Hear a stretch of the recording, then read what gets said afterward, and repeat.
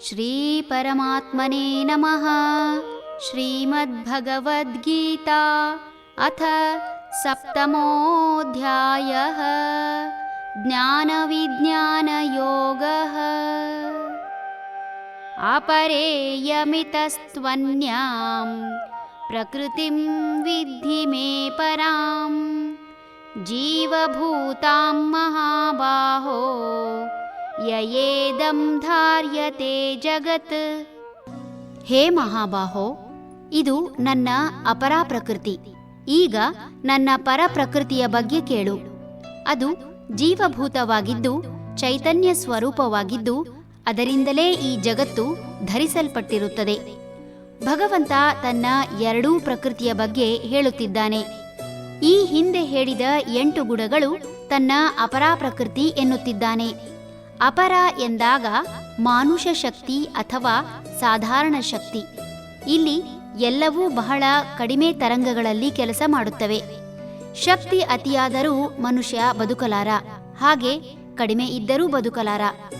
ಯಾವುದೇ ವಸ್ತುವಿನಲ್ಲಿ ಪಂಚಭೂತಗಳು ಇರಲೇಬೇಕು. ಹಾಗೆಯೇ ಮನುಷ್ಯ ಈ ಭೂಮಿಯಲ್ಲಿ ತನ್ನತನ ತೋರಿಸಲು ಮನಸ್ಸು, ಬುದ್ಧಿ, ಅಹಂಕಾರ ಇರಲೇಬೇಕು. ಹಾಗಿಲ್ಲದಿದ್ದರೆ ಆತನಿಗೂ ಜಡವಸ್ತುವಿಗೂ ಯಾವುದೇ ವ್ಯತ್ಯಾಸವಿರದು. ಮನುಷ್ಯನಲ್ಲಿ ಮನಸ್ಸು, ಬುದ್ಧಿ, ಅಹಂಕಾರ ಇಲ್ಲದಿದ್ದರೆ ಆತ ಜೀವಂತ ಶವ.